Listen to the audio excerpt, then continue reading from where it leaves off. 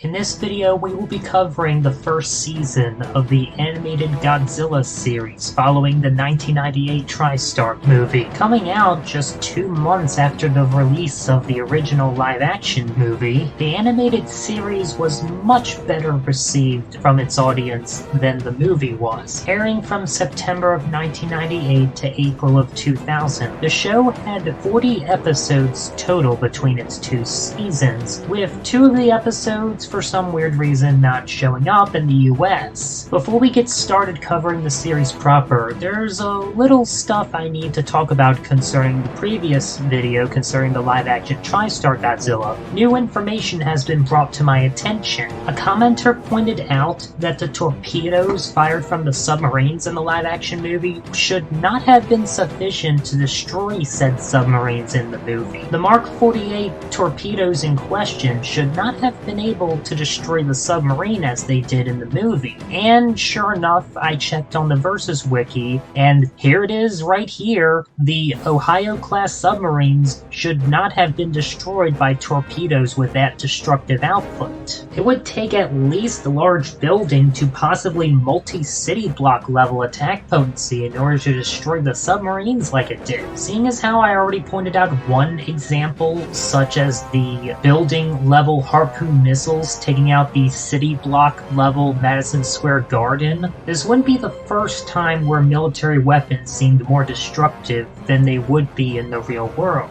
This would mean that in the movie, Godzilla survived basically 760 tons of TNT, which is high multi-city block level. Combine that with the damage he took at the end of the movie on the bridge, and we might actually have enough compelling evidence to suggest that Godzilla may actually be small town level in terms of total durability. Though if we take the one fact from the book as true, that he actually had armor that was blasted off by those torpedoes, then he might still only be like high multi-city block level. And without the armor, he's only high city block level. Speaking of town level feats, I did finally, with help, find the calculations for the MetLife building destruction. So now I'm just kind of wondering which one to believe. This one or the one on the Versus wiki. Once again, speaking of something else, I did find a page on the Versus wiki calculating the destruction of skyscrapers, and yeah, sure enough, there are some calculations that could theoretically put destroying skyscrapers at town level. Taking all of this new evidence into consideration, I decided to sort of take a middle approach, a middle way, where I'm gonna upgrade Godzilla to multi-city block level plus, and leave it at that. I think that's a fair enough assumption. I don't like to use evidence from outside of the movie. I think the monster should be judged from the main source material, but I'm including that plus there at the end, just acknowledging that, yeah, he could be town level, but again, just going off the feats shown in the movie itself and nothing else, yeah, he's possibly more likely multi-city block level. However, he can still bleed from small arms fire.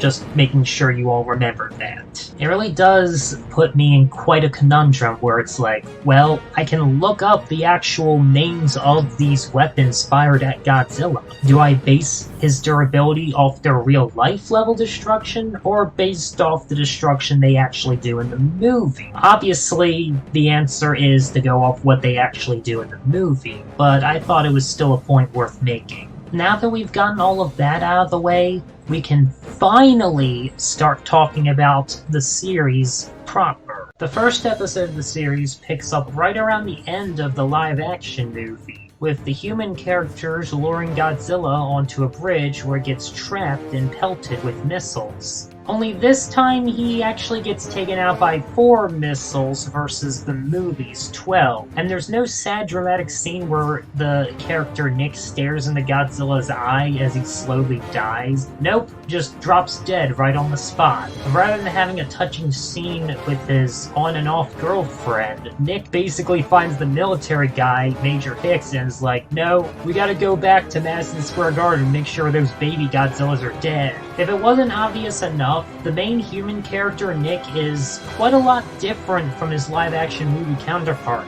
Aside from the obvious that he doesn't wear glasses, he's a lot more stern, confident character compared to his movie counterpart. He hacked right into Con Ed? Who is this kid? I'd tell you, but then I'd have to kill you.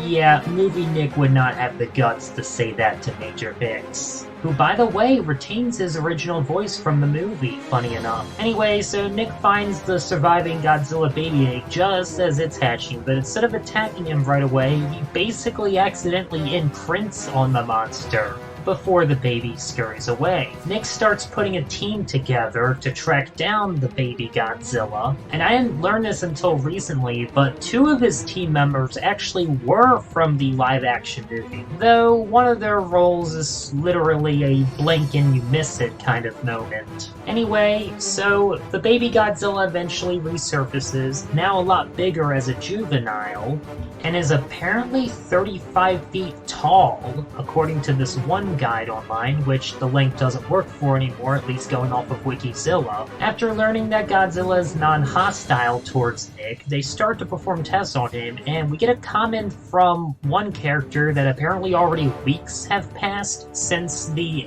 beginning of the first episode, which was the end of the first movie. The military eventually finds out about this, and they start attacking Godzilla, with wall-level attacks from helicopters causing him to bleed. Seeing as how this was enough to cause even his fully grown dad/mother to bleed, that's not surprising. And the episode ends with people wondering if Godzilla is actually dead. Right, like they're just gonna kill him off at the end of the first episode. Episode 2 features the appearance of a new monster who, for simplistic sake, I'm just gonna call the C-Rex. But before fighting the C-Rex, Godzilla makes a return to save the humans from a bunch of giant squid, using his atomic breath, an ability that his previous father, parent, whatever, did not have. Also, he's now fully grown after, like, what, a month at most? Oh yeah, they also mentioned in episode 2 that this Godzilla is sterile, so he's not going to be producing, like, 20,000 babies in a single year. Anyway, Godzilla eventually fights the C-Rex, and the two really seem to go back and forth against each other. It's kind of hard to tell who's the stronger of the two monsters, so I'm just gonna say they're evenly matched. Godzilla does lure the C-Rex to the top of a cliff, where he manages to burrow underneath it, causing it to collapse. The resulting rock slide does manage to knock out the C-Rex, not kill him, because he does show up in later episodes. It's also in this episode that Nick comes to the conclusion that the nuclear testing that created the original Godzilla might have also created other mutations as well, which seems to be the loose explanation for why all these other monsters suddenly start popping up in the series, and that they're going to want Godzilla on their side in order to fight all of them. The next episode has Godzilla fighting a giant worm monster whose name I'm not even going to try to pronounce, and it seems to grow stronger after a chemical weapon is used against the two monsters while fighting, making the giant worm larger and stronger. Despite this, Godzilla still seems to be holding his own against the monster, and does eventually defeat it using his atomic breath either way, shrinking the worm monster down to a pitiable size. But again, just like with the previous monster Godzilla fought, it would eventually make a return in later episodes. Episode 4 would introduce some sort of giant nano worm thing that feeds off of stuff and becomes larger and stronger, which does eventually allow it to reach ridiculous proportions in height. Physically, however, it's nothing to write home about, as Godzilla can easily tear through it with both his claws and atomic breath, with it really only getting the edge on Godzilla by just simply suffocating him. But Godzilla does somehow manage to break free at some point, and thanks to the humans is eventually able to cause the thing to crumble to dust. Really, the only thing that made this thing a challenge for Godzilla to fight was just its constant growth rate and regeneration, that's all. Episode 5 is our first episode where Godzilla doesn't really fight anything. Instead, however, we get introduced to what is arguably the only recurring antagonist in this series, Cameron Winter, who's basically a sort of Lex Luthor-like character who's super rich and able to build like anything, and is just a constant thorn in our hero's sides throughout the series. things. He builds these nano-robots that mess with Godzilla for a bit, and at one point Godzilla gets knocked unconscious by missiles. It doesn't cause him to bleed, however, it just knocks him out, and this would sort of be a recurring thing throughout the series, where Godzilla wouldn't take visible damage from weapons, but could still be knocked down and stunned and knocked unconscious by them, which again just throws even more questions as to how the heck his durability works. Similar case with episode 6, no giant monster v monster fight, although we do get footage of Godzilla resisting bullet fire from choppers. Whereas before they caused him and his fully grown father to bleed, now they just kind of irritate him and that's it, like getting hit with a BB gun. So maybe Godzilla can still feel pain from weaponry, but it no longer can like kill him or whatever, if that makes any sense. Episode 7 has Godzilla fighting a monster called the Crackler, which was somehow created by some guy dreaming while a machine was over his head. The Crackler seems to shrug off Godzilla's atomic breath and seems to overpower him at one point, but then in later parts of their fight, Godzilla manages to easily knock him back. Several times, as a matter of fact. So it's really hard to say who's the stronger between the two monsters. You'd think with the Crackler being resistant to Godzilla's atomic breath that would make him significantly stronger, but this won't be the first case of a monster being immune to Godzilla's atomic breath while still being weaker than him physically. Okay, so episode 8 has our human characters teaming up with Admiral Hood from the Halo video games. Roger that, Mud Diver 2. We will remain here for 72 hours. Beyond that, you're on your own. This is either the best decision you've ever made or the worst. Hell of it is, Chief.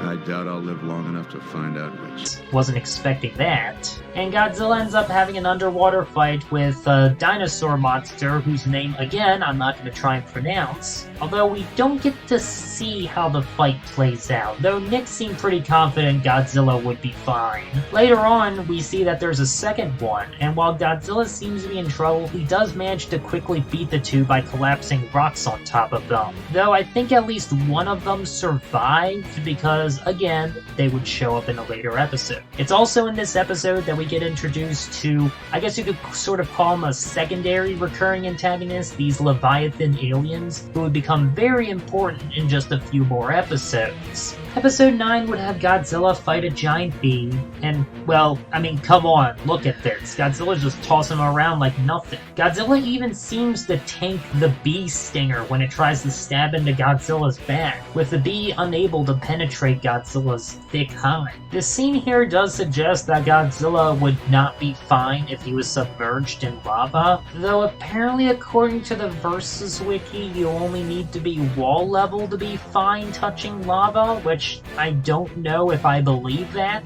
I feel like even a tank would melt being in lava, but Godzilla somehow manages to escape before the volcano erupts. I think the Versus Wiki is convinced that Godzilla somehow survived the explosion, but it's more likely he just simply burrowed at some point and escaped the island exploding.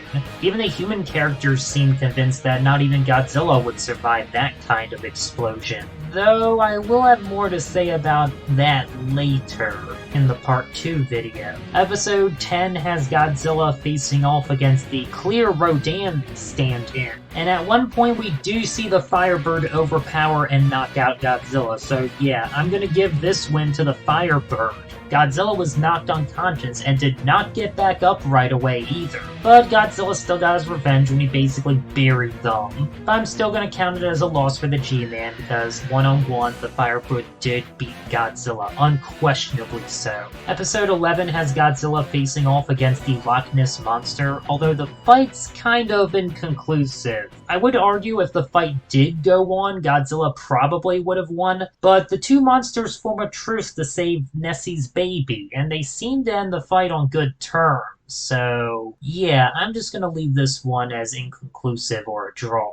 Episode 11 begins the three-parter Monster Wars, and the only fight we really get in this episode is Godzilla fighting against a giant bat monster, which is kind of ended inconclusively when the bat monster stuns Godzilla and flies off. It also happened underwater, which you could argue would make it even worse for Godzilla. However, as will be shown in the later following episodes, I do think that Godzilla is the stronger between these two monsters. The aliens from the episode 8 episode come back, and they've basically taken over all the currently existing monsters. Episode 13 has a brief fight between the Bat Monster and the Sea Monster from episode 8, and it seems like the Bat Monster might be the stronger of the two. Oh yeah, and also the original Godzilla, back from the dead as Cyber-Godzilla. Yeah, they basically just zombie and cyborgified the original Godzilla. He's got a much redder skin complexion, and also just randomly has his own atomic breath equivalent. It is kind of weird that when the Godzilla we're following first showed off his atomic breath, nobody seemed to make a comment about it. Makes you wonder if maybe this Godzilla always had an atomic breath, and that's just another difference between this series and the movie. He's also got some kind of missile launcher thing, which seems to easily destroy large ships. And when Godzilla decides he doesn't want to fight his biological dad, the aliens decide to mind control him, but they actually state that they need more power in order to specifically control him, which might hint that, yeah, he's the strongest monster here so far. Episode 14, the conclusion of the Monster Wars trilogy, has all the monsters attacking the various cities until the humans break the mind control device and they rebel against their alien masters. We also see these alien spacecrafts easily destroy buildings like the White House, which, again, I'm too afraid to look up on Google how much energy would it take to destroy the White House, for obvious reasons, because everyone's so sensitive nowadays. The aliens also seem perfectly capable of destroying large ships with their, well, ships, and I think even managed to kill some of these monsters, because I don't think we see some of them in later episodes, so yeah, they might just straight up be dead now. The one sea monster does manage to slip away, so at least that one seems okay. At this point, when they think that Godzilla is dead, they refer to Cyber-Godzilla as the mightiest one under their control, which seems to confirm that Cyber-Godzilla should scale above all these other monsters, including one King Cobra, who I'm going to bring up in a later episode. I should mention before that a lot of these episodes aired out of order, although for the most part it's not really noticeable, but it will be when we get to the next episode. Anyway, once Godzilla decides to start fighting his father, he pretty much tears him apart without even taking a single hit. Yeah, Cyber-Godzilla does not land a single hit on Godzilla this entire fight. It is completely one-sided. The aliens make a statement about diverting more power to Cyber-Godzilla, even though he's one arm short at this point. Maybe they should have done that sooner when he still had all of his limbs. But it doesn't amount to anything, and Godzilla rips something out of his chest, taking out Cyber-Godzilla for good. After this, the aliens soon crumble, and the episode ends. Cyber-Godzilla should obviously scale at least somewhat similar to his son, who, again, I think we can all agree should scale quite a bit higher than his father's movie counterpart. Seeing as how in the second episode Godzilla was on equal footing with the T-Rex, the fact that Cyber-Godzilla is confirmed to be the strongest of the alien-controlled monsters, which includes the T-Rex, might imply that Godzilla actually gets stronger as the series progresses, especially seeing as how he seemed to fare far better when getting attacked by the aliens compared to, well, pretty much all the other monsters who might have even been killed by such attacks.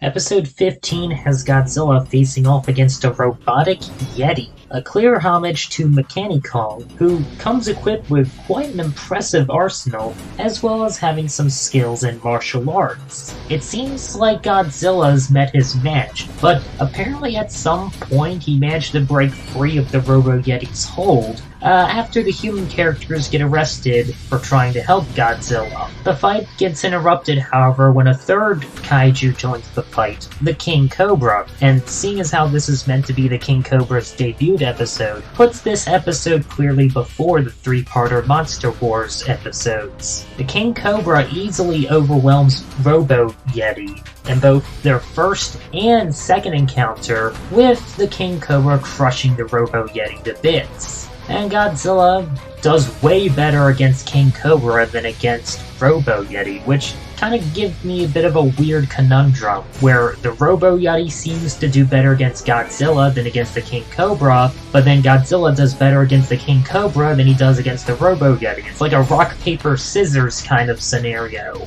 Though one could argue that's mainly because the Robo Yeti's just simply not as durable as Godzilla, being made of machine parts falls apart when given enough pressure from the King Cobra's squeeze. However, we do know, thanks to the Monster Wars episodes, that King Cobra should be weaker than Cyber-Godzilla, who's weaker than regular Godzilla. Or I guess, again, it's just further proof that the Godzilla who fought against Cyber-Godzilla is much stronger than the Godzilla when he fought against the Robo Yeti. Episode 16 just has Godzilla facing off against these tiny ice borer creatures. Individually, they're a joke to Godzilla, but 4 of them were able to pin him down. But again, given the unstable icy terrain, I wouldn't say that's too impressive, all things considered. In episode 17, we learned that Godzilla's apparently growing smarter as the series progresses, but also his hormones are acting up and he's more prone to go on rampages. So the good news is he's getting smarter, and the bad news is he's getting uncontrollable. Oh yeah, also, the human characters now have laser weapons.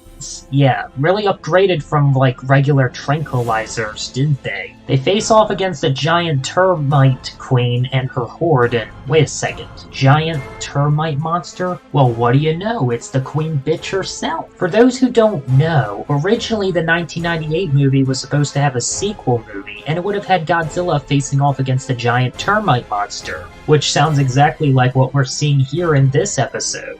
Not that it really matters, because Godzilla never even gets to fight this creature. Yeah, that's right, you heard me. The human characters actually managed to defeat the big monster threat almost completely on their own. Godzilla is actually more of a hindrance in this episode, if anything, causing needless forest fires. Really, the only thing he does in this episode is distract the other termites, like, twice, allowing the humans to set their explosives and blow up the nest. And they even seem to at least knock out the queen termite with their laser weapons. Which really lets you know that the Heat team is very competent in their job when they did like 90% of the work in this one episode. The next episode just has Godzilla fighting a giant spider. And yeah, again, just like with the giant bee, it's no challenge whatsoever. The next episode has the return of Philippe, the French agent character from the live-action movie, and has an interesting conversation with one of the other characters concerning Godzilla's durability. You realize that conventional weaponry will not harm him. But this weapon is decidedly unconventional. So yeah, according to this episode, Godzilla cannot be harmed by conventional weapons. The strongest modern-day conventional weapon is the mother of all bombs, which, while it wasn't created until 2003, is roughly around 11 megatons of TNT, which would put it in the city block level. Naturally, I have no clue what the strongest conventional weapon was before the mother of all bombs, but obviously it'd be below 11 megatons, which again is only city block level. And going off our early discussions concerning the movie TriStar Godzilla, yeah, that makes a lot of sense. Cameron Winters returns with the worst Godzilla clone I've seen since Biolate. Not in terms of like it being cool or anything, but in terms of like being a horrible pass-up as an actual Godzilla clone. The chameleon lives up to its name by being able to turn invisible, and has also apparently been modified to be resistant to Godzilla's atomic breath. Not the first monster to do that, so whatever.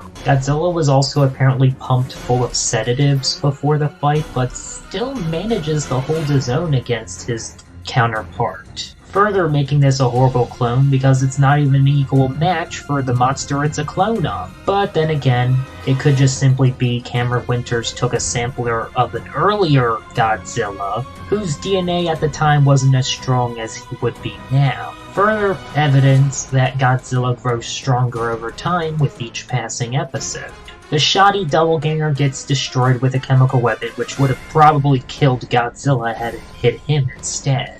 Episode 20 shows its lack of originality by having another shape-shifting monster basically turn into another Godzilla clone, which obviously would make it evenly matched because this one actually is a clone of Godzilla, but it doesn't last long because of human shenanigans, what's more. And the last episode has Godzilla going up against some weird thing called the Juggernaut.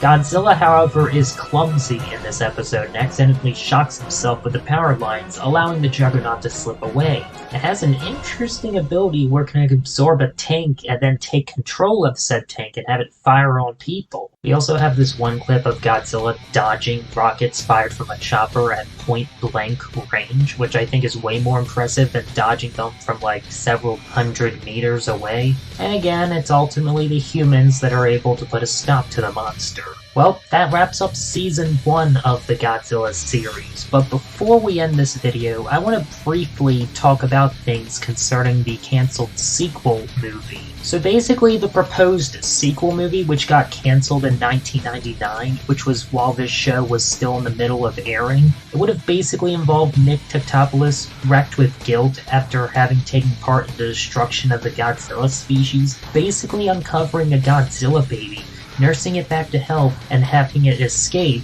into the ocean. 2 years later, he would find a fully grown Godzilla in Australia with a small little breed of baby teenage Godzillas or whatever.